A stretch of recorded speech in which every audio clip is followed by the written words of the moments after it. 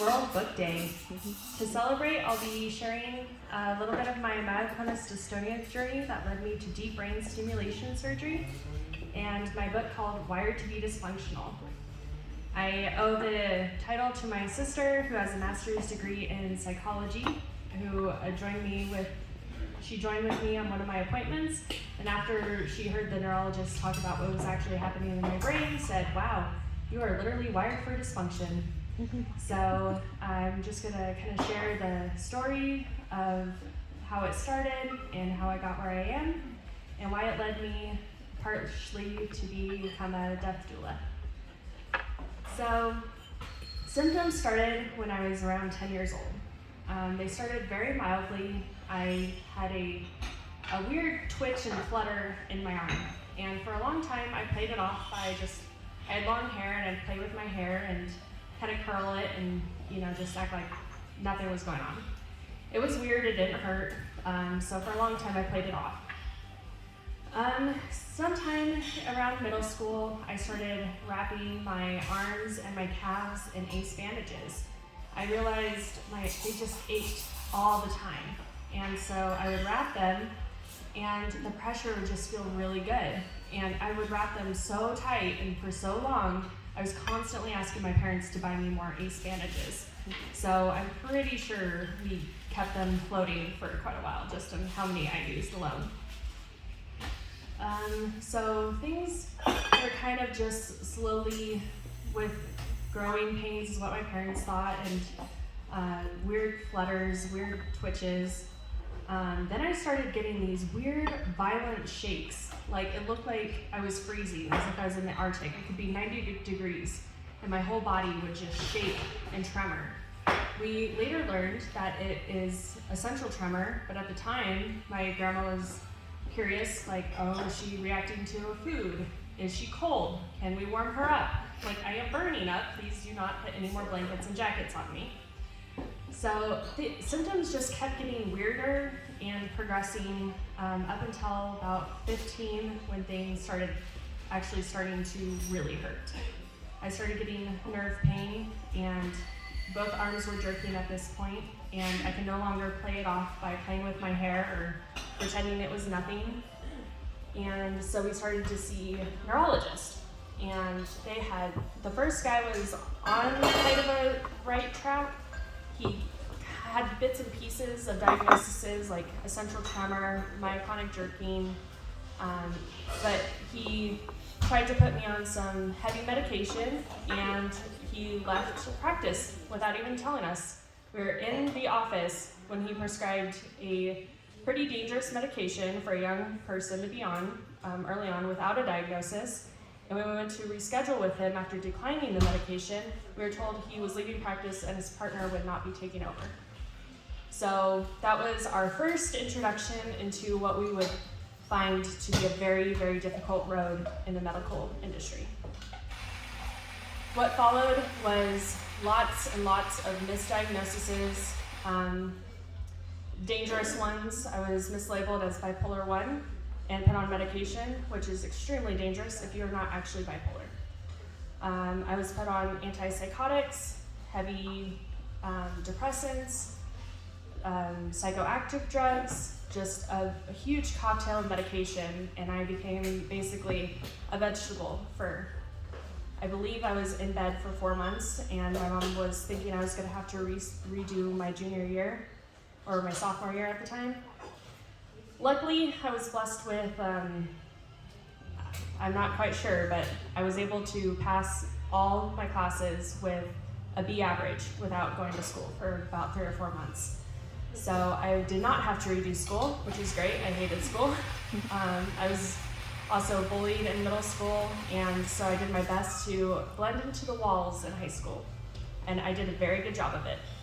I did things behind the scenes. I made breakfast burritos that sold at the school store, and no one knew it was me.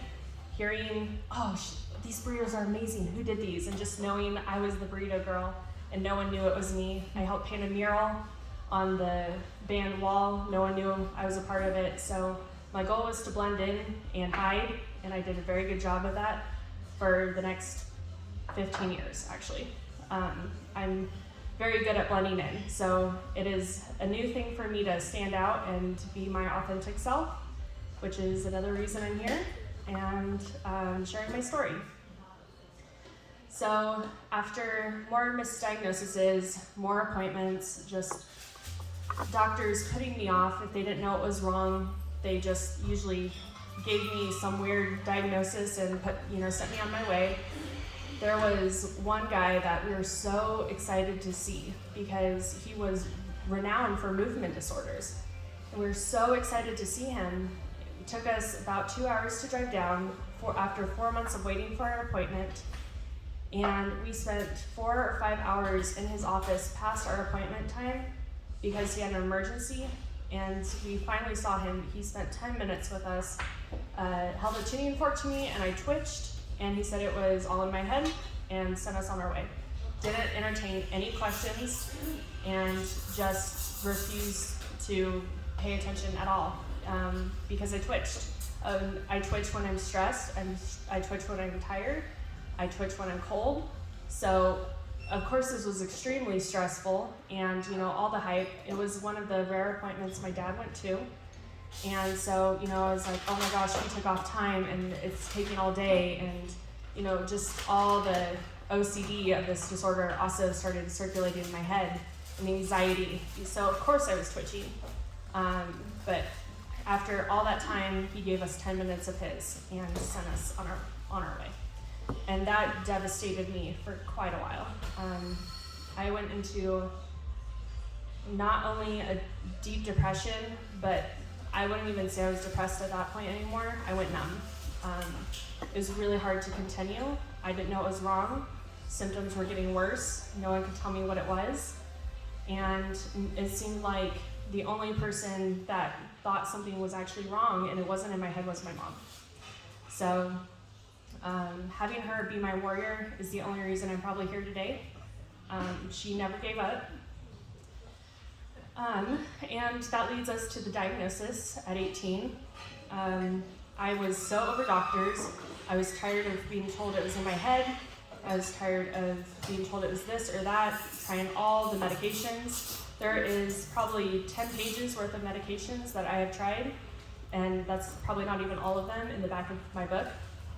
And I react to almost every single one of them in a negative way. I've gained weight, I've got blurry vision, I've been suicidal, I've had rashes, I'm sure there's even more side effects I can't think of currently, but just all the less than 1% of people get this side effect. I was always that less than 1% of people. So I was tired of it all. I really didn't care to see anyone else. And once again, my warrior mom pushed me to go see one more doctor. So at 18, we went to Anschutz, and I finally got the diagnosis, which my mom had already figured out. My mom had figured out through hours and hours and hours of research and digging into the web and being blocked at every corner, scholar articles that she'd have to pay for that may or may not have the answer. So, she'd go to the next thing. So there was so very little information on the internet that she dug in anywhere and everywhere she could. And this was before social media. So, that wasn't a platform to utilize either. I mean, there was MySpace, but it's MySpace was nowhere near as advanced as, Facebook and other platforms are today. So the doctor saw me, and I was hitting a wall, I was hitting myself, and she felt so bad she had to move me to the center of the room so I would no longer hit furniture. I continued to hit myself, and she said she believed she knew what I had, but she had only heard of 3 other cases. But she was comfortable giving me a diagnosis. However, I really appreciate she said she had no idea how to treat me, especially because we'd already tried most of the medications used to treat Myoclonus Dystonia. So she took a video of me for some research and asked if one of her partners had a patient, if we could connect, and that never went anywhere. So we were kind of on our own again. So after trying almost every medication we could think of for myoclonus dystonia, tremors, nerve pain, it's actually known, she's told us, it's actually known as alcohol responsive myoclonus dystonia, because alcohol will reduce your symptoms. They had an experiment with twin brothers that both had myoclonus dystonia, and they gave one alcohol and the other not. And the one who had alcohol, his tremors and his twitching almost stopped immediately. So I was given the advice to drink if it helps, but be careful. I was 18 with no other option, no other medication worked, and outweighing the side effects, treating alcohol like a medication, of course, there's the headache, the nausea, all the side effects that come with alcohol in the short term. And I honestly, no one knew if it was progressive or not, and I did not think I was going to live long enough to see the long-term effects of alcohol. So I drank because it helped. And the problem is it takes more and more for it to help as time goes on. So in my early 20s, I realized that alcohol was starting to impact my life in a negative way, and that the pros of drinking outweighed the cons. And I never was a partier. I didn't really socialize and drink. It was always a medication to me. And just like an opiate or a benzo, if you get prescribed it young, it can have long-term effects and addictions. So I once again reached out for some help for a doctor, and he found a wonderful neuropsychiatrist, and he was phenomenal. He helped me get through college. He helped me get through remodeling my house. He was really good. He was really honest. We tried all sorts of different things. It was before marijuana was legal, so he couldn't legally tell me to try something, but he could suggest what might work. Unfortunately, marijuana didn't work, and alcohol was still my really only go-to. He did give me some other medications that helped, so I didn't have to drink so much, and I was able to reduce my alcohol consumption by quite a bit. But he had a medical condition as well, and he had to retire. So I kind of lost that hope and went back to drinking. And that is how I treated my symptoms for, the next 7-ish years. And I didn't see any more doctors. I was told about deep brain stimulation at the time of my diagnosis, but it was experimental for myoclonus dystonia. So deep brain stimulation surgery was invented for Parkinson's patients in the early 80s, late 70s. And with such success that they've had, they expanded onto tons of different things. So they expanded to dystonias, mostly cervical dystonias, which is dystonia of the spine, or the cervical spine in your neck, and general dystonia, some OCD, headaches, and then myoclonus dystonia was still super experimental, and my doctor was not willing to send a 18-year-old to surgery. Also, I don't think my dad was gonna be very supportive, letting his daughter that we just maybe got a diagnosis go through brain surgery. So it would take up until I was 30 to get a surgery, and it's because my myoclonus dystonia symptoms had progressed to the point I can no longer walk in heels. I can no longer hardly walk. I couldn't navigate stairs. My vertigo was so bad I couldn't enjoy hiking. I went to the Black Canyon with my mom before surgery, and she had to hold on to me, and I had to hug the wall just walking down where the dam is, because it was so hard to walk, and I was scared I'd twitch off the side of the hill, and the vertigo it was awful. I tremored so bad I could no longer type for work. I think it was probably somewhere in the range of this bad. Couldn't do my makeup, definitely couldn't button a shirt, put on my earrings, text. I mean, it had gotten very, very bad. And the only thing I know how to do to fix it is drink. You know, medications help a little bit with the dystonia, with the muscle relaxing. It helps with that kind of pain. But I found nothing to help my twitching or my tremors, except for alcohol. So it became a life or death situation. And social media has changed so much, and I never thought that I'd be able to say social media saved my life. But once again, my warrior mom never gave up, and she got on all sorts of Myoclonus Dystonia sites and found a young woman about my age who was going through her second or third DBS surgery. So she's asking what to do with her hair. And somehow my mom and her got connected, and she spent hours talking to her about her story, how similar it was to mine. Her symptoms started a little younger, but she too had, been given the advice of alcohol and finding that helped, and that she had a wonderful team that, realized it was a life-saving surgery for her as well. So she got me connected to her neurologist, who's a pediatric neurologist in Kansas.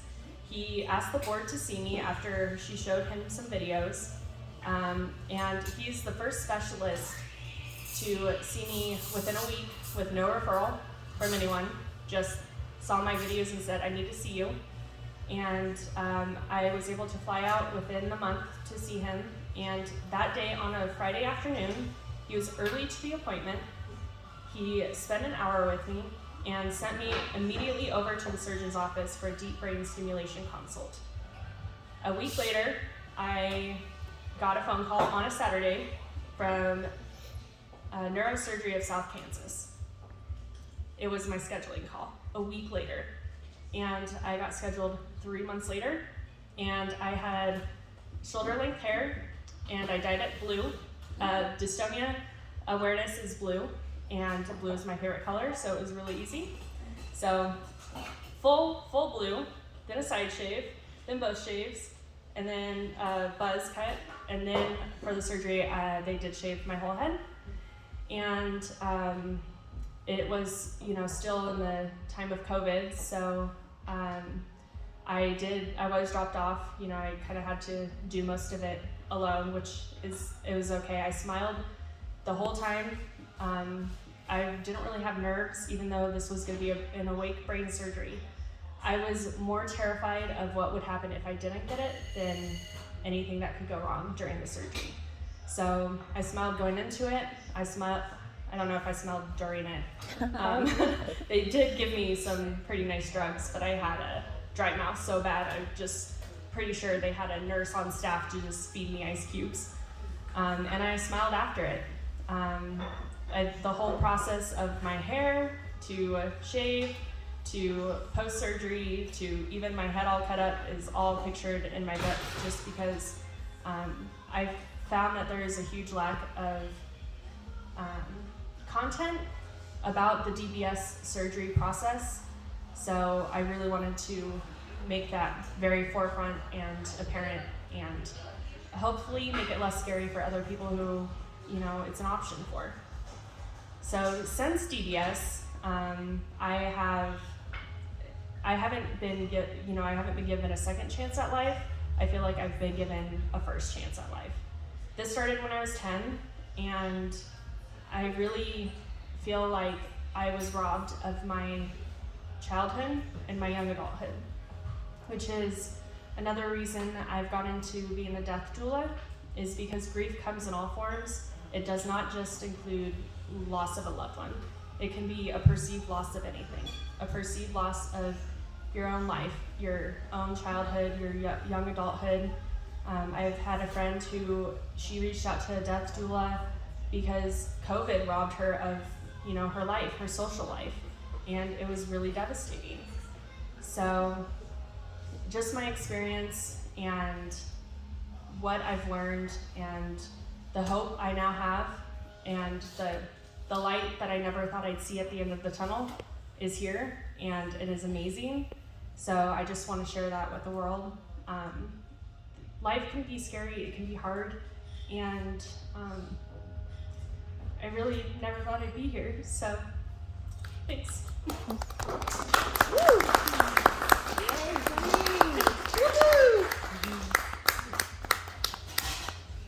If anyone has any questions, I'd be more than happy to answer them.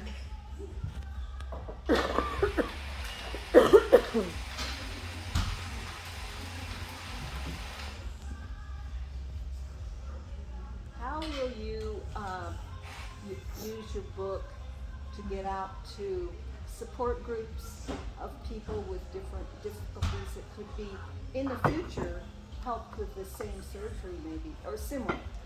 Sure. So we're using our book for support for other people with Myoclonus Dystonia and other chronic illnesses, as well as caregivers, families, and physicians, especially with the mistreatment I've gone through with physicians. We're working on getting the book into their hands. We sent a copy to the Dystonia Research Medical Foundation. Hopefully that they can recommend it out as well. Also, once again, social media is a huge tool. A lot of people have been quite excited to have a book that not only details the journey and the struggles, but the DBS in particular. Thanks. Great. So you mentioned that there was 3 people that had this. Now with your journey more, like, have you discovered more people that you've connected with? Once again, social media, there are actual myoclonus dystonia groups, and a lot of people are still undiagnosed, and it's still a very rare diagnosis, still fairly rare in the medical industry, but it is becoming, I think, a more popular diagnosis as more people and physicians become aware. But I haven't really met anyone in person. Like, it's all been social media. You never met the gal that referred you to Kansas? No, I met her. She met me at the airport. She picked me up. Yeah. Okay. Yeah, she's Yeah. she's, we call her my angel. And where does she live? Kansas. She's in Kansas. Yeah. Okay. I think I'm the only patient, or there might be one other patient that flies out to see this doctor. But Did you just get to see her recently then? I did not. It was a quick trip. Okay. So, Okay. And then Bree, what about the genetics? So about 50% of the myoclonus dystonia patients have a DYT11 gene or DYT1. It's an SCGE gene. Sarcoglycan epsilon gene. Thanks. There's a reason she's my co-author. She knows all the medical lingo. But however, we still don't know what gene I have, whether it's a mutation, hereditary. We don't think it's hereditary. We all just did genetic testing, and we still don't know how mine was caused or why I have it.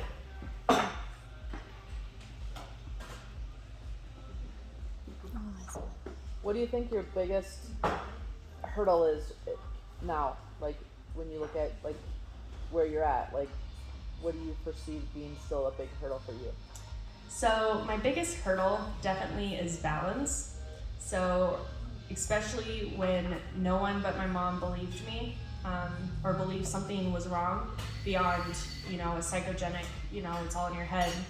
It's, something's causing this from your emotions or whatever.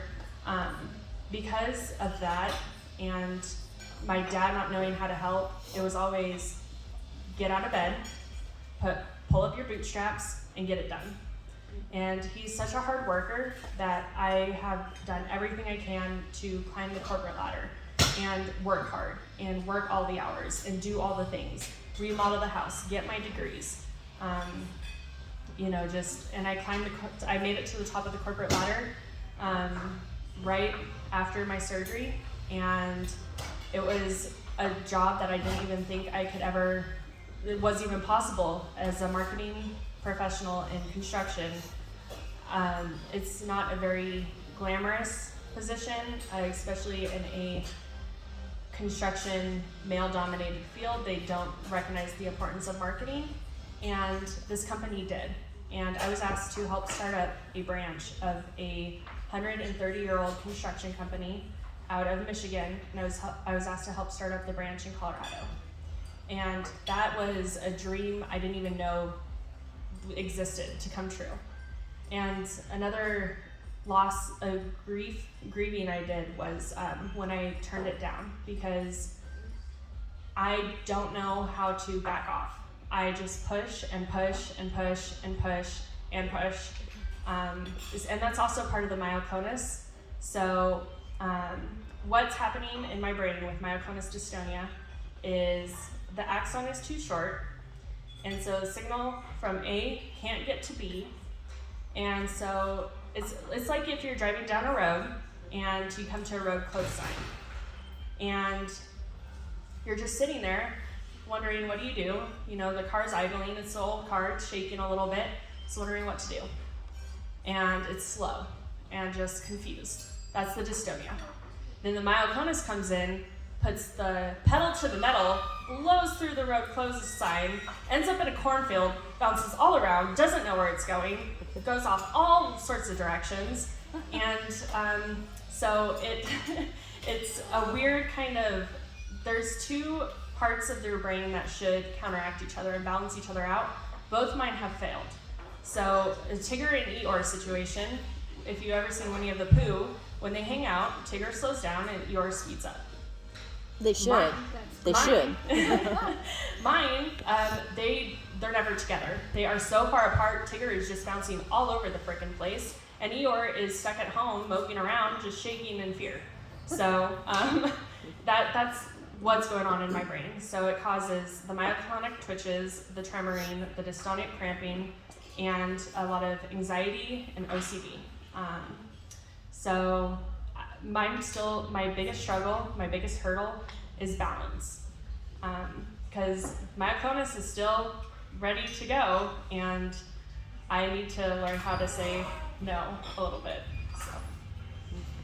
So Bree, are you considering that marketing position, or have you found other fascinating things to do? Yeah, so at the end of October, during a hypnosis meditative state, I was told to stop feeding my ego with corporate America and start feeding my soul by helping others. And I'm like, okay, how the heck do I do this? And I was shown this beautiful path, this beautiful river with books as stepping stones across it. So it was kind of a metaphor, not kind of, it was absolutely a metaphor that I've got to start with my books. So I released my first one, I think, middle of November, and that was a whole other side of me, and which also led me to being a death doula. But then releasing this one, you know, just telling my story, being authentic, and every time I tell my story, I hear somebody tell me how much it's helped them in what way, you know, some way or another, and how it can help someone else.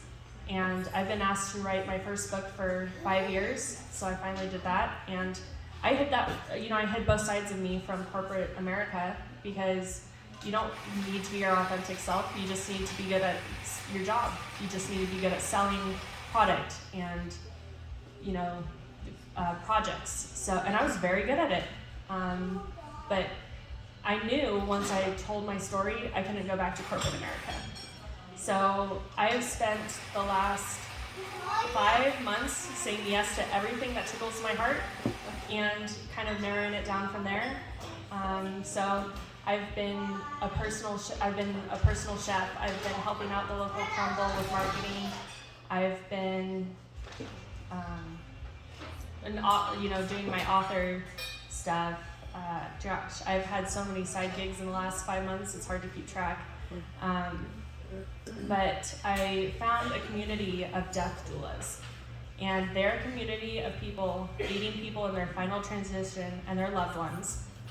And they've turned this beautiful passion into a beautiful business. And so I have really listened to my heart there. I volunteered for hospice for a few years ago, before COVID. And I'm so passionate about helping people with the grieving process and helping clean up the mess before it gets messy, lifting the stress off of stressful situations, and just being such a support in whatever way I can for those, planning for the final transition, those going through the final transition, and those grieving those who have lost the loved ones they've lost to the final transition. So I'm definitely feeding my soul now, and I do the things that make my heart and soul happy.